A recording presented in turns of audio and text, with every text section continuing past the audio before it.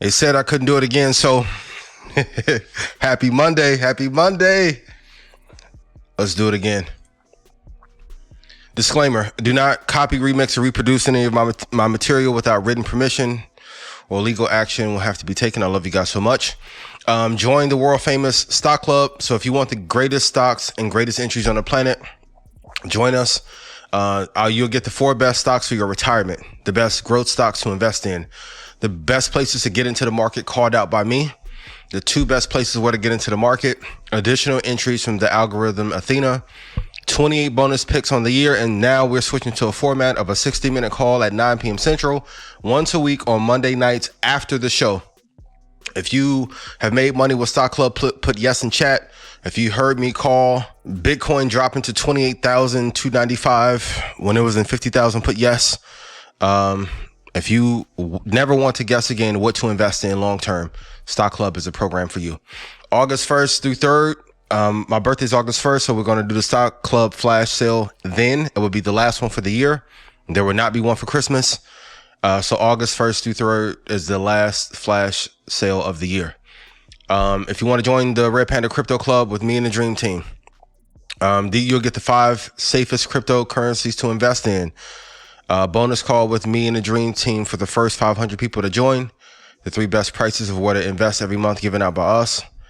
We have some special bonuses coming out this month for you.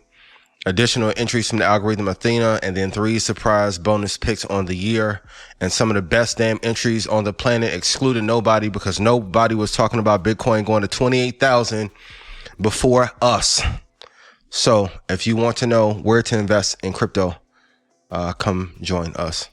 Red Panda Dream Team Private Trading Bootcamp will be coming soon. Trading After Dark will return in September. I miss you guys so much. The Stock Club call will be tonight, 9 p.m. Central on Zoom for Red Panda Stock Club members only, and subscribe to my YouTube. So once we get to 100K subscribers are going to do a giveaway. So I'm going to give you 3 stocks that I love that I've never told you about. I'm going to give you an exclusive Stock Club sale, 1 open house to live trade futures with us and the Dream Team, an invitation to a live taping of Unfiltered, a breakdown of the top 100 NASDAQ stocks and the 25 that I love the most, full episodes of Unfiltered, a secret indicator to use to buy stocks that I've never mentioned before here or anywhere else. And we're going to have a private party in LA for the Red Panda family. So once we hit 100K, these are the things you guys will get. Thank you for supporting. And then Red Panda Real Estate is coming soon. Lastly, college athletes, I want to sponsor you. So if you haven't heard from me yet or the team, or if you're an athlete or a parent or a friend or an agent of a NCAA Division I athlete, please email me, ian@joinredpanda.com, and then we can talk this week. I love you so much. The 3 other indicators to use with the Benner cycles to predict recessions, 99.98% of the time will be on TikTok tomorrow in the Stock Market Secrets edition. Let's go. So I saw this great post from Michael Batnick. Kudos to Mike. I love you, Ben, Josh, dearly.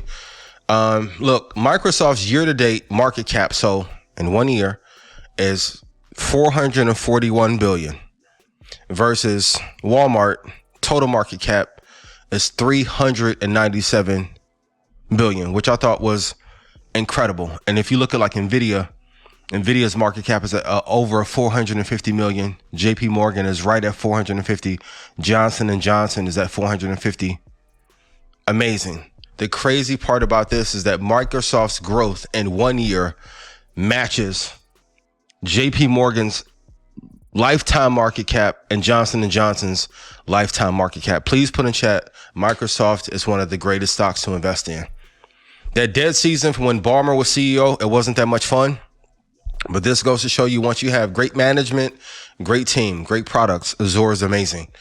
I know a lot of people may not like Word or Office products, but the ecosystem that Microsoft has created has allowed them to hit one of the craziest market cap numbers in 1 year that I have ever seen. And this is a hard pill to swallow, but it has to be said. Like, you determine where you are in life up to this moment. So if you are enjoying the fruits of your labor and you love where you are, congrats. Continue to do what you're doing and add to it. But if you do not like where you are presently, you have to make some changes. So your inconsistency, the lack of discipline, procrastination are 3 terrible traits that are holding you back from where you want to be mentally, physically, and financially. And for me, that's why I was like, okay, I have to do this 40-day liquid fast. And man, do I tell you, some days I fantasize about food that I don't even eat or like. So I know some of you saw me post. I was like, man, I would love a zebra sandwich on a brioche bun with onions and barbecue sauce. Like, your mind plays all these tricks on you.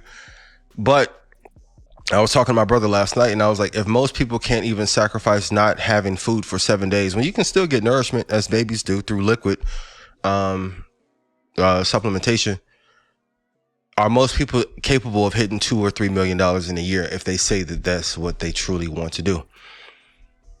If you aren't where you want to be right now, please focus on your consistency, your discipline, and eliminate procrastination.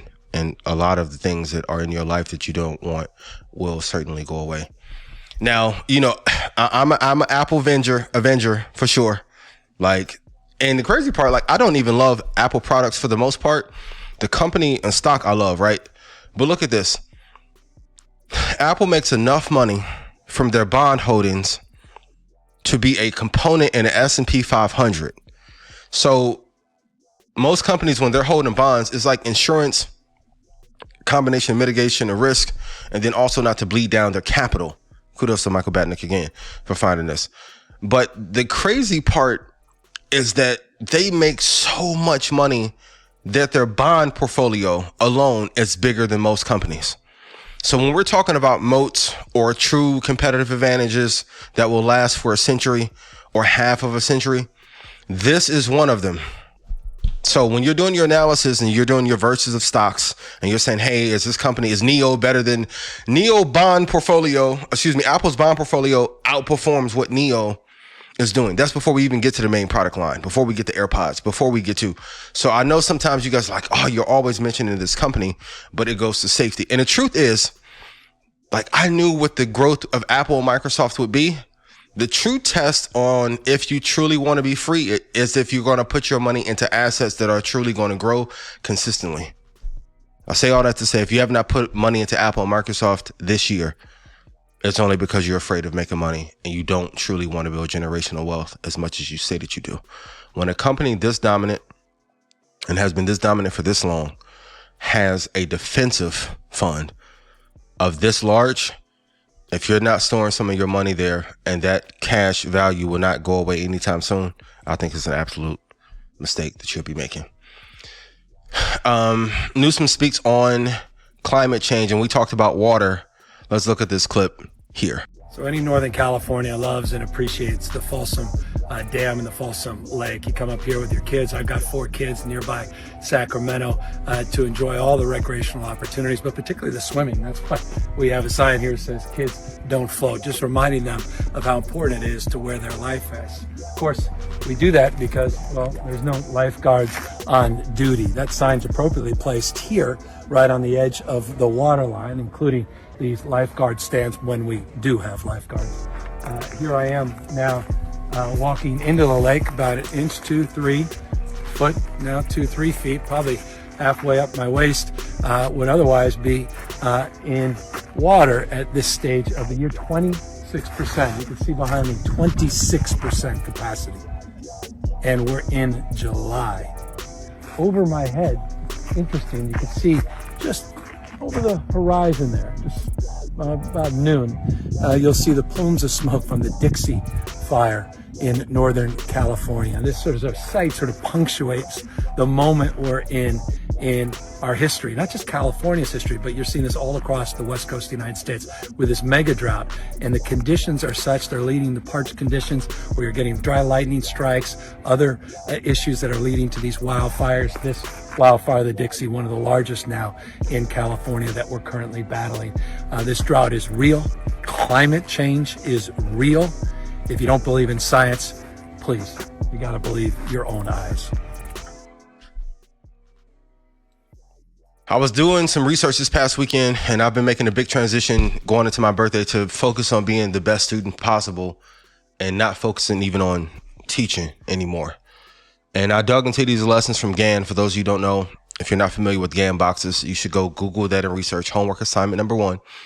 But 3 lessons. Number 1, divide your risk capital into 10 equal parts. So technically, if you're going to put your money into the market, you should break them down into 10% positions. I think truly you should do 20%, but I think this is a great lesson from Gann. Number 2, do not trade against the trend of a market and only trade liquid markets. Number 1, please put in chat, I will always trade with the trend. You notice how this person that was surfing, they're going with the current. A lot of times when people are like, hey, I want to short the S&P because the market is falling, and Josh talked about this last week, like the art of shorting and making money from being a short seller is an art and a science that people have practiced for decades to get down. But if you don't know how to properly risk, how to read tape, how to tell what the true direction is, you're going to get destroyed. And most important, there has to be liquidity in these markets. And I'll walk you through this later to show you what hedge funds and big firms are investing in by the data, so you can understand why I tie my portfolio to them as well. And number 3, which is great for traders, use a break-even stop when the position hits 3 points in profit, dependent on the volatility. So especially in the futures market, and every futures is correlated or calculated differently, this is a great tip. The only one I would say is probably not for ZB, but for every other future, once it gets into profit 3 points, move your stop up, lock in some profit, let it run. And then that way you can take all the risk off of the table. Last week, everyone's like, oh my God, the market's going to fall. And I told you because it was partially because of the Delta variant. A big factor in that market, however, was the expiration of the futures market. And then Wall Street went on to a 4-day win streak. Please put in chat, I will not worry about the short term. I will only focus on the long term. S&P 500 today hit a high. You have to stop betting against the market and hoping that, and truth be told, like a lot of people want the market to fall because they didn't invest as much as they should have last year. And I get it. When I didn't invest when I should have in 2008, and even though I had a buddy that told me to invest, I felt like a dumbass. And I was like, damn, I hope this shit crash again so I can get in. But every pullback, and the 2% pullback is not significant, but every pullback is an opportunity to then get into the market if you remember that the market crashes a little bit every month. This week, I want to show you where you can easily find out how much short interest there is in a stock. So write this down. The site is stockanalysis.com. And I'm going to walk you through and show you that Riot has a 20% short interest in it. So if you can see, this is Riot Blockchain, stockanalysis.com. If you scroll down and go to the stats tab, you can scroll down and see a few things that are pretty interesting. So short interest, 19.96 million, 20.80% short percentage of shares out. And then you can also see what the short ratio is, how many days they'll have to cover. If you go and then compare this to, let's say, so if we look at Square, we can see 7.03% of shares out, right? And then how many days would they have to cover? 4.11. Now let's look at something super safe, like let's say Microsoft. So I'll come down. This is the short selling information you can see, but 0.67% of the outstanding shares have been sold short. So the higher that ratio is, the more money that people are betting that it's going to fall apart. The smaller that ratio is, the lower the probability that it's going to fall apart. So let's even go look at Amazon. You can see here, 0.90%. Perfect. Let's go look at Apple. Not my baby, not 5% of the people want to short, but even that 5.09% want to short. For me personally, I like for this to have a percentage of 8 or less in order for me to feel comfortable investing in the long term. So even before Nvidia was about to go through a split, some of you were like, hey, should we short it? I'm like, no, the stock is going to rise. If you've done your homework, you know what happens post split. And even here, 1.29%. So even out of the ones that I went through now, Apple is the one that has the highest amount of short interest. But for me, I'm like, great. If all the other ones that I have are at 0.6 and at 1%, the probability of them falling apart and losing is very, very, very little. I posted this over the weekend, but I want to show you guys this clip. I've seen you be $500,000 up. I've been up $2.5 million. What do you got on you? Nothing. What'd you put away? Nothing. You get up $2.5 million. Any asshole in the world knows what to do. You get a house with a 25-year roof, an indestructible Jap economy shitbox. You put the rest into the system at 3 to 5% to pay your taxes, and that's your base. Get me? That's your fortress of fucking solitude. That puts you for the rest of your life at a level of fuck you. Somebody wants you to do something? Fuck you. Boss pisses you off? Fuck you. Own your house. Have a couple bucks in the bank. Don't drink. That's all I have to say to anybody at any social level. And last week when Trap was on, he did an incredible job. Everybody put Wall Street Trapper in chat. He did an amazing job of saying, like, if you can't invest in a primary company, to then look at some of the ancillary businesses that are tied, or some of the companies in the supply chain. So one of the homework assignments that I had everybody in the stock club do was to look at who are some of the publicly traded companies in Apple's supply chain. I'm not going to give them all, but let's go through some of them right now. So 3M is one of the companies in their chain. You can write that down. It's an okay company, slower growth, but it's safe. ASX, great company, really, really good growth. Let's go look at the history of the company. And you can see during the recession of 2008, it went to $1.36. In 2020, it went to $3.41. It's now at $8.26. So even during these declines, and you want to stay away from buying from these tops. So anytime it hit these highs up here, you want to stay away from. And then during these lows, you want to try and acquire some. It's not one that I would recommend that you guys would have. Probably a better swing trade, but you can look historically and see what this company has done if you look over 20 years. Alpha and Omega Semi, AOSL is a ticker. Put yes or no in chat if you have heard of this one before. Let's go to AMFK. Go APH. Another good one. Let's go 20 years. Look at the growth of this over 20 years. And let's just say, even if you got it in 2016, it was at $34, is now at 70. A little bit of a slower grower, but these are the ones that are safe. It's the 200-day moving average. You can see in 2020, it came down to this 200 moving average at 35.40. It got down to 31.59. You wouldn't have pulled your hair out. You wouldn't have screamed. If you would have bought in then, you would have been good, got in, and you would have been done.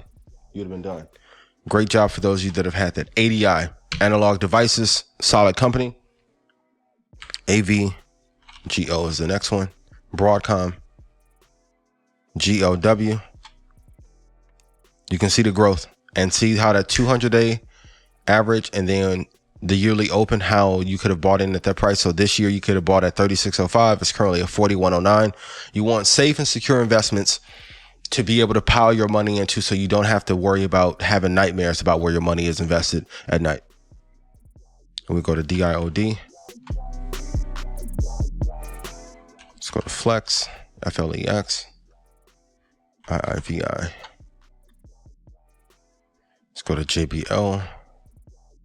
Great growth. Last year, you would have been able to get in at 23.85 based on a 200-day moving average, which is a way to get in. And it's currently at 57.23 as of this show. And then the last one, let's look at KN,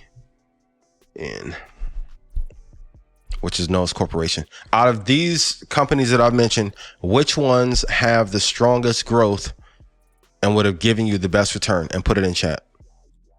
I touched on this briefly last week, but more than a third of Americans are considering quitting their jobs. I think people have just gotten to a place, and COVID has made people see this, that life is too short to spend time at a job that you hate, dislike, or does not make you feel alive in some way, or if you feel taken advantage of. So I will say this, for those of you that are exceptional employees, this is the time more than ever when you should be aggressive about your hiring, your benefits packages, and salary compensation.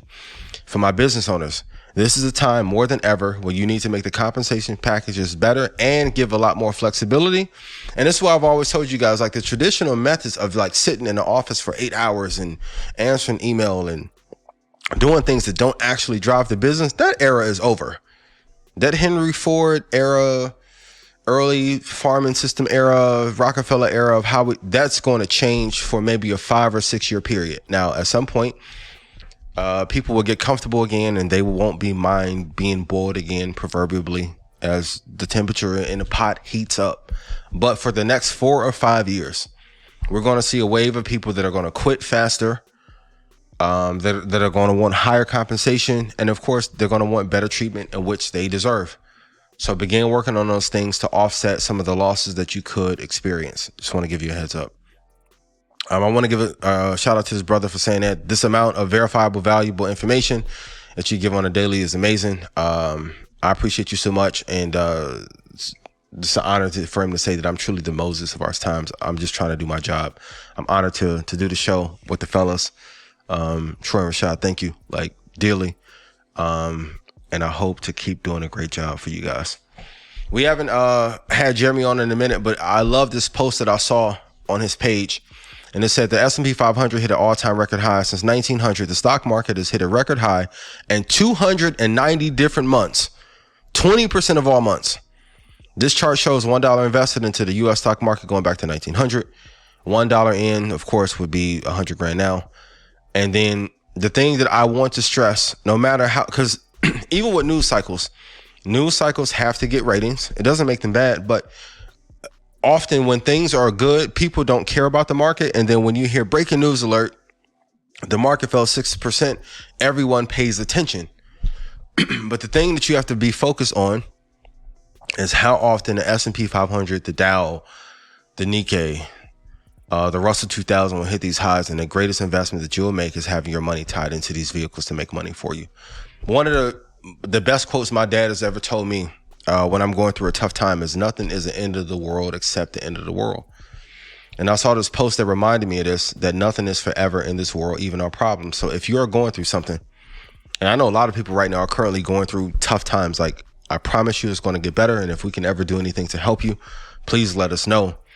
But the drama season or the season of winter that you're going through now will eventually end, and spring and summer will present itself to you.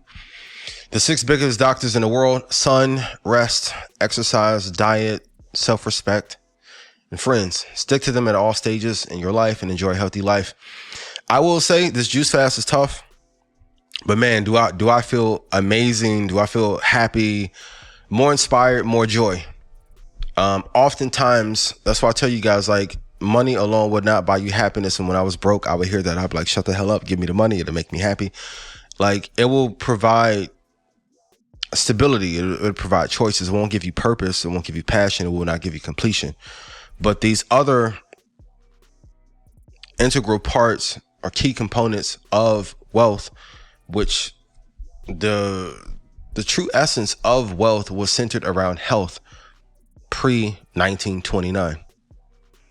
So in order to live your best life, you do have to have all these in combination. So I want to make us to have a concerted effort to put more attention on all these at the same time, and not just to focus on the money part and not have the health and happiness that goes with it. Since we cracked Dow 35,000, the next big target we have looming over us is Dow 40,000. It may take 4 years to get there. And if you feel like you've missed out on Dow 20, for those of us that are seasoned investors, we remember when Dow 20,000 was like a big marker and that flew by. Dow 30,000 came out of nowhere. NASDAQ is at 15, easily above 15. The next mark will be Dow 40,000. If you have not invested in some of the companies in a Dow or the index itself, get ready. You have 3 or 4 years for it to get there. Here are the 10 largest economies in the world. Number 1, China at 64.2 trillion. I am excited yet terrified at the same time when I do this episode about China being our biggest threat, and why I think they may be putting the nail in our proverbial coffin already. Number 2, India, 46.3 trillion. Number 3 is United States with 31 trillion. Indonesia, 10.1 trillion. I'll scale down. Egypt at 8.2 trillion. Japan at 7.2. Germany at 6.9. Some of the data and revelations that I've had doing this research about how China is so much further ahead of us is amazing, but it's terrifying, because if we don't get our affairs in order, we are going to slide down this list pretty damn far. Bitcoin versus S&P 500. So kudos to Jeremy. So here's how 10,000 in Bitcoin has performed compared to the S&P since 2021. Currently, S&P is up 18.7%. Bitcoin is only slightly up. So I'm going to give you guys both sides of this argument. And the thing that whether you like a currency or an asset class or not, I've always told you, because I know some of you guys, I mean, you hated crypto and then all of a sudden you talk about crypto. Like, when I tell you I'm like one of the best to do this, like, I can be agnostic about entry and still not love an asset class. And I told you my horror story about how the Mt. Gox thing and how much money I lost. So I was like jaded, right? I was like one of them exes that was like talking bad about it because it didn't go well in my favor because I got my ass handed to me in the Mt. Gox scandal. But Bitcoin had a great increase, therefore it had a great decline. One of the things that I hear Mike say is all the time, which is a great quote that I take to heart, like, you cannot have tremendous gain without tremendous drawdown. If you want slow, very safe returns, 12%, you're not going to draw down that much. But if you want 115% return in a year, you may draw down 90%. So, but first, let's be like Ben Affleck. Kudos to Investing Latina. I saw this off your page and you grabbed it from her. Kudos to you. I think you're amazing. You need to come on the show soon. But be like Ben Affleck. You got to hold on to your assets for the long term. The boy got moved out in 2002 and came back 2021 strong. This is the power of long-term investing if you hold on to your assets, right? But what comes next for Bitcoin?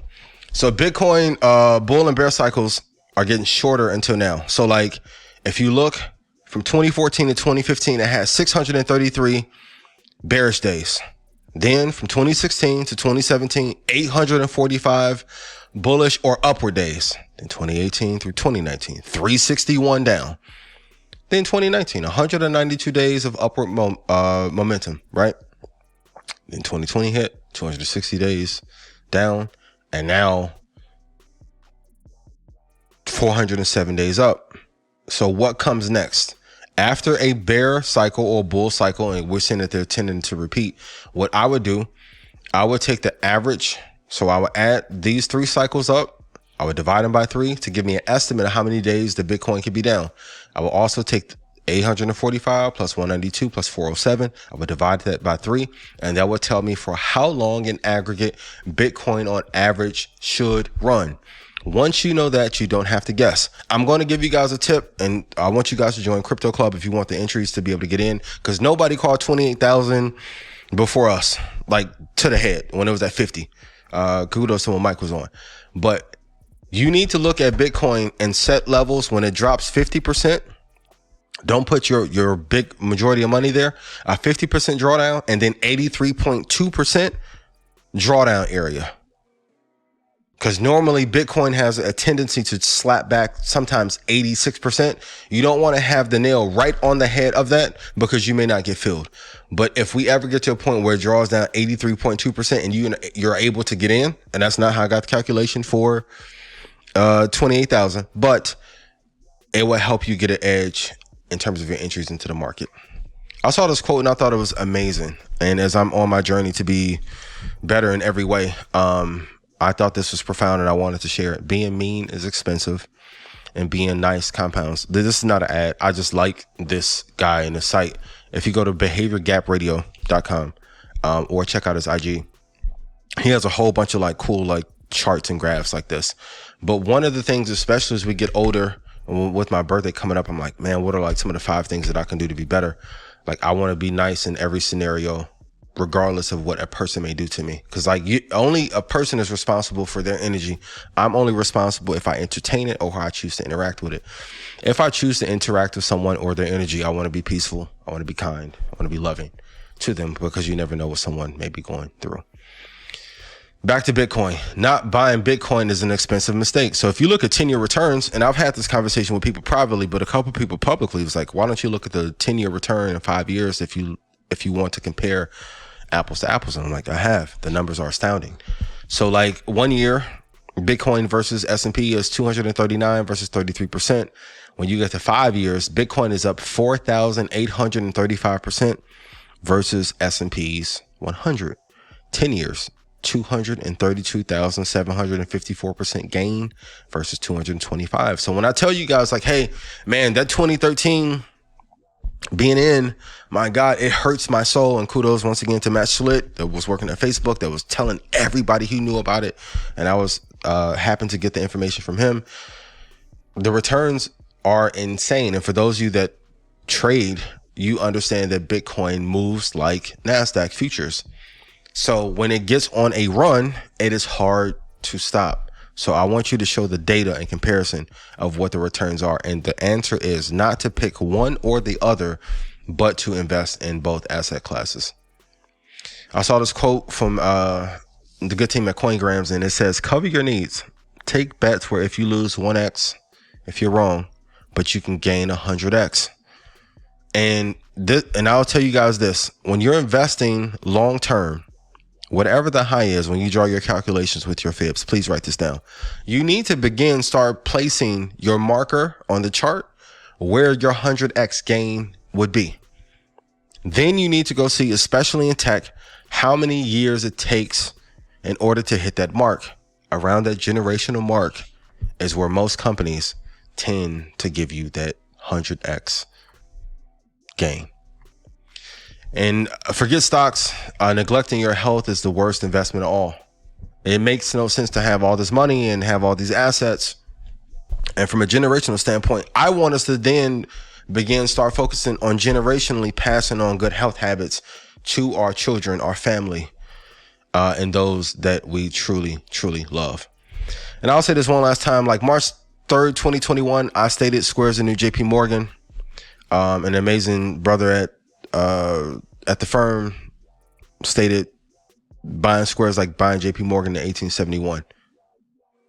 And for all my creatives and all my entrepreneurs, because at first, I was bothered. But I had a couple interesting conversations, and it's a tip that I want to share for all entrepreneurs and creatives. Like, people are going to take, remix, or license your idea without permission, but it's important for you to execute upon the idea faster than everyone else can in the interim.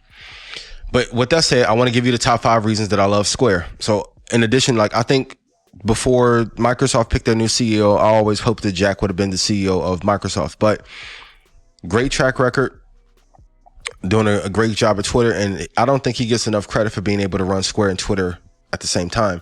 But look at these stats, like 30 million users on Cash App. It's one of the easiest ways ever to take payment. So like, if you go back to like 2003 or 2007 and you told someone, hey, if you take out your phone, you can put this little box on your phone and take payment from people, they would have looked at you like you were an alien, because it wasn't even possible at the time. So it was easier for anyone in comparison to if you had a business in 1980 or 1990 or 2000. And it was hard to get a merchant provider that was not destroying you with fees and then also getting you faulty hardware. It's it's better than FIS, ADP in comparison, GPN, 13.17 billion in revenue, only 7.03 shares are sold short at the time of this writing. And I said months ago, like, the reason that they acquired Tidal, I think they have an incredible way to get data at scale in terms of demographics and psychographics that other companies cannot have. So like, now if someone in Oakland is a huge fan of Meg Thee Stallion, they can see that their purchase history is in alignment with someone who likes a certain business, they can then have certain integrations there to make custom product offerings that other companies that are competitors of theirs that cannot. And now with the announcement of the new company that they're building tied into crypto for that open developer platform at scale, I think over the next like 8 or 9 years that they should hit 450 to 512% growth from here. Here are my 7 favorite tools to get an edge in the market. Please write these down because these are super damn important. Number 1 is Hypercharts. Let's check this out. So let's say I'm watching the show and I'm like, I want to compare Teladoc versus, let's see, let's pick a company, Twist Biosciences. This will allow me quickly to be, so this is revenue. So Teladoc's revenue is in blue, Twist is in red. And let's say I add Affirm, which is in yellow. And then let's say I want to add Amazon in green. So of course, Amazon dwarfs everything. So instead of pouring through financials like crazy, and I know a lot of you guys are asking me, hey, like, how do you read some of the investor relations newsletters and 10Ks and stuff like that? I'm like, you really don't need to per se. But even if, of course, if I add Apple dwarfs most competitors. Or let's look at this. Even if we compare Apple, and we come down here, and then let's compare that versus Tesla, just to show you like the comparison of scale. Or let's do SPC, Virgin Galactic. You can see in comparison, they don't compare. So if I'm looking at revenue, profit margin, things of that nature, I can quickly use this site to be able to see how much better one is doing versus another. Or if I look at Target is an amazing stock, amazing company, but you can see Apple dwarfs that. But Target is a company that I do recommend. If I want to look at gross profit, let's look at this. Apple is still beating Target. Let's do Target versus Fastly. Okay. Target's winning that race. Let's go to one of Trap's favorite, Chipotle. One of the greatest stories of all time. So we can see what the revenue is there. And let's say if we want to add in American Express, which is in green, and let's add one more. Let's do CRISPR, because that gets brought up a lot. CRISPR's in purple. So let me just do Fastly versus CRISPR. Take out Chipotle, take out American Express. And you can see, I know everyone's saying that certain things are the future. When you look at gross profit, they're getting beat out overall by Fastly. If we look at revenue, you can see the same story. And even if you want to look at revenue year over year, you can compare these things, market cap, and you can see in one click which one is doing better in comparison. So hypercharts.co is one of my favorite sites that I use if I need to do some quick analysis on a company. Another site that I use if I want to get a cheat code is dataroma.com, and I'll click here right on the super investors tab, and then I'll go through and look. But this is the part that's great. You can look at their top holdings from left to right for every major investor here. So let's look at Chris Coleman at Tiger Global.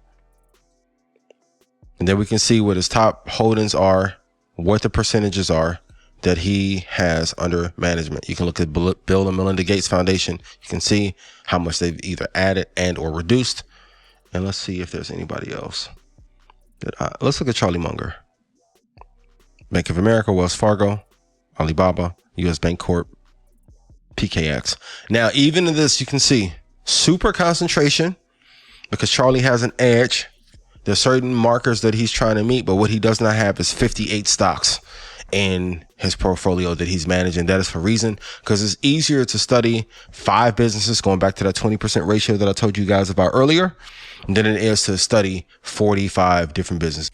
But to round this list out, SMIs, oldschoolvalue.com, StockRow, and then a quarter app if you need to understand what the quarterly reviews were. And then, of course, a couple of weeks ago, I went on this rant about, best entries of all time, greatest investor in this era, excluded nobody. What I'm a little rapper at the end. And then a good brother was like, hey, man, if that's the case, then why aren't you a billionaire? And then, like, billionaire, and these ethereal numbers are just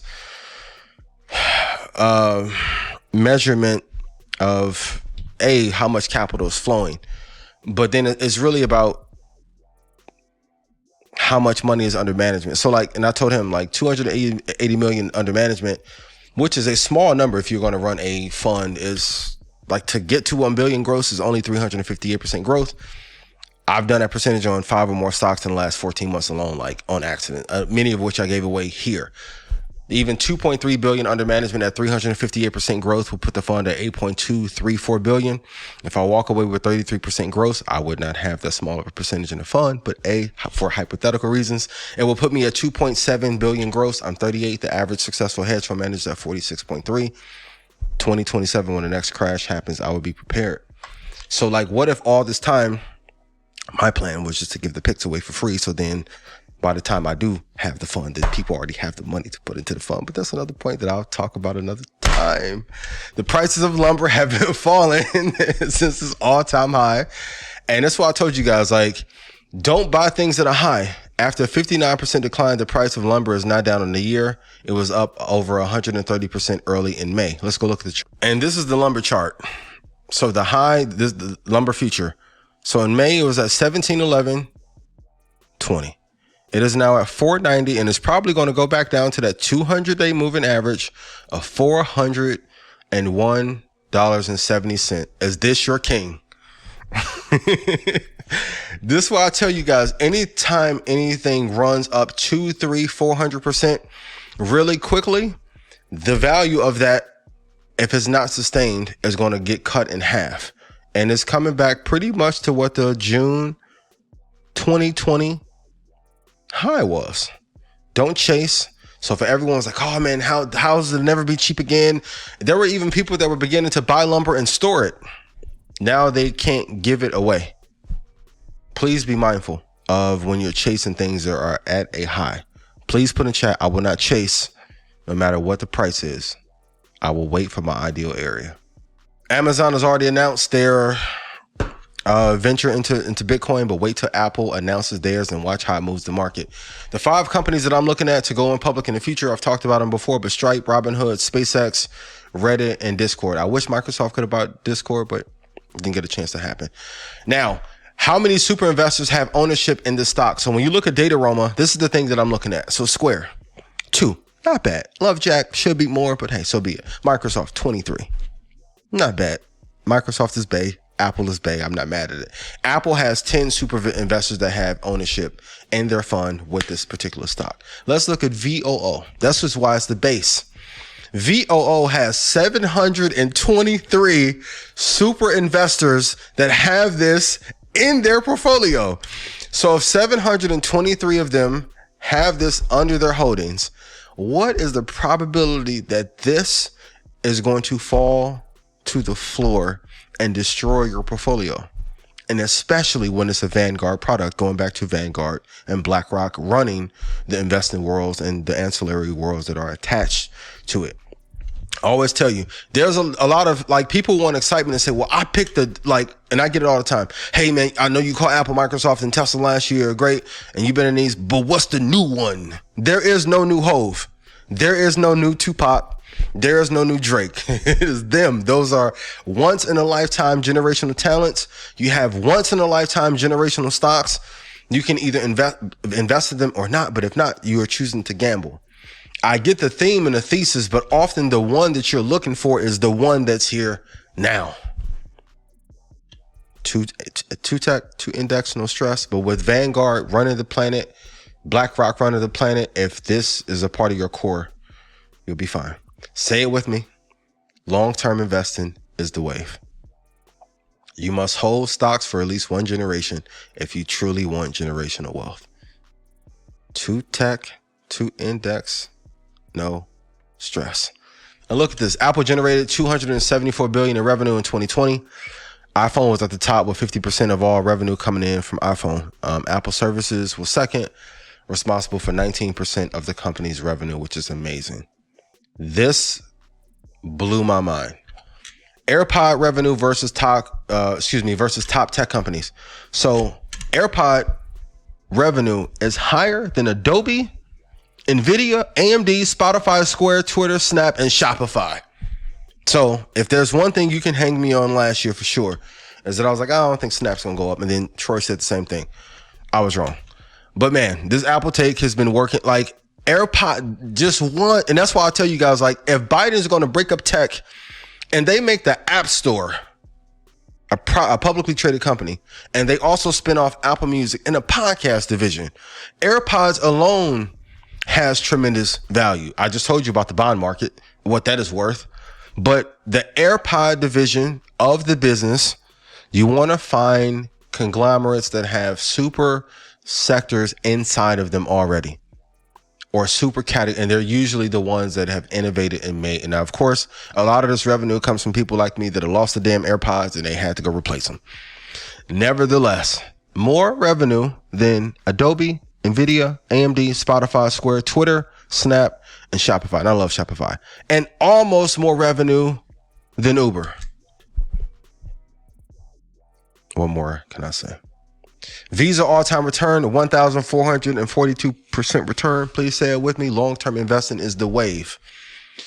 Now, with Benner Cycle, that helps you predict the market. To pair with, please go Google and read every article that you can about the cycle of everything. You guys want a super cheat code and want to start to, like, this won't give you the crystal ball, but this will give you the base to store the ball on if you put these together. And there's a reason why I went over Fibonacci first when we first did the show, I think episode 4, right? But if you pair Fibonacci with inverted yield curve, with Benner, with this, you won't ever be in the dark about when a fallout could happen. The next recessions are due in 2027, 2033, 2037, and 2041. Get ready. And they could be a year or two early or late. But these are the cycles in which they could happen. Be prepared. Start to look at companies that can fall apart. And during the recessions, tech, pharma, and healthcare are the prime industries that are ripe to have good growth and take a massive advantage of these drops. Here are 15 of the top growth stocks of the future. So you can screenshot these, and then next week I'll go over them. But Fiverr is really damn interesting, and I'll dive on that deeper next week. Top 3 cloud stocks: Microsoft, my baby; Amazon, incredible; and Twilio. Here are the historical correction of Bitcoin. This is what we talked about before. 86.9% drop in November 19th of 2013. That's when that drop was completed. 83.6% drop on December 17th of 2018. 60.8% drop on December 17th, 2020, when that cycle was completed. You need to go look at what is the cause of these events. A lot of you know that have already been in the crypto, but for those of you who don't, please go look. And then, what number did I tell you that you should set your entries at percentage-wise if we get a historical drop? Are we in a bubble? If the PE ratio, so January 1st, 2009, the PE ratio was at 70.91. July 16, 2021, it was at 49.97. I don't worry unless it hits 55. So if you go look at the overall PE ratio of the S&P 500 or the overall market, until we get to 55, I won't worry. Stop worrying about bubbles. Please stop worrying about crashes. Crashes are an immense and incredible opportunity to then get the companies that you want on deep discount. That will only change unless quantitative easing goes away. And once again, I want to say, no one is coming to save you. Going into my 39th birthday. And I've had this revelation for a while. But the thing that I am saying to myself more than ever, everything good or bad that is in my universe, I created, manifested, or planned to happen. Everything on earth is my fault. No one's coming to save you. No one's coming to help. And most people, even when you tell them your problems, they're just hearing you out to be supportive, but they truly don't care. It's up to you to fix it. But this is what changed my life forever about how I approach things. I first heard this on, I think, Tim Ferriss's podcast a few years ago. Then I had a chance to meet the gentleman who, in passing, who kind of made this popular. But after the age of 20, you'll only spend a small amount of time with your family and parents before the end of your life. So the guy was like, hey, I think at the time I was maybe 29 or maybe 30. And he was like, at 30 years old, once you leave your hometown, you may see your parents 80 more times over the course of your life before you pass or they pass. Every time they call you, pick up the phone, no matter what you're doing. And I thought it was such a profound statement because I never thought of it calculated in that fashion. And often when things are going well, we think that they're never going to end. Like, God rest the soul of my cousin Rick. Like, he was one of the bigger inspirations on me. And even one of my biggest regrets with family was I didn't spend enough time with him. Like, when Rick passed, I literally was like, good damn, God should have took me. He was too good of a person to be taken. So I say that to say, for the family members that you have and that you love, Make time for them whenever they call. And my mom called me when I was going through this. I'm gonna call as soon as I'm done. I'm gonna love you. But keep this in consideration, because nothing will impact your life like the loss of your family, especially your parents. Like, I'm so fucking thankful to be able to have both of mine. And that is a pain that you never really heal from. You'll spend a huge amount of your time between the ages of 20 and 60 with the people that you work with. On average, you're going to work with people 8 hours a day. And that's why I'm always like, hey, I'm very mindful of who I'm around, who I give my energy, my time, my effort to, because that 5 people, you know, kudos to all my friends. I love you guys dearly. Like, Dave, Ty, Gary, Bud, Sion, like, man, people who have been there, Marcus, Caleb, P, Dom, like, I don't leave nobody out. True, like, love y'all dearly. Chris, Jay, like, love y'all dearly. But the people that you work with, and especially if you're an entrepreneur, you're going to be spending the average of 8 to 12 hours, and you're going to see these people more often than your family. Please choose wisely. And before the age of 20, you'll spend a lot of time with friends. After 30, you'll spend a small amount of time with just a few important friends. You have to realize that my grandmother used to tell me this, and I was like, oh, that's not true. I don't believe that, because I was stupid, right? Not listening to grandma. But she was like, you're lucky in your lifetime if you get 5 great friends and then 5 great family members that you always get along with and never fall out with. That's why I tell you guys, please call the people that you love and check on them. And we all can do a better job of it. But this is what makes life sweet, the people that you hang around. And I'll tell you, like, as a person who's been really, really, really, really, really broke, like, in college, lost my debit card. I was like, if they try and buy anything, be practicing shit on it. Like, to doing okay now. Like, the moments that have been the most special have been around people that I cared about. It wasn't the thing. That's why even me now, like, my desire for anything materialistic has went away as I've gotten older, because I've experienced more people passing. And it made me realize it doesn't matter as much. It doesn't mean anything. Like, me being able to take care of my child and have time with him and time with my friends matters more than whatever exotic car that I can get.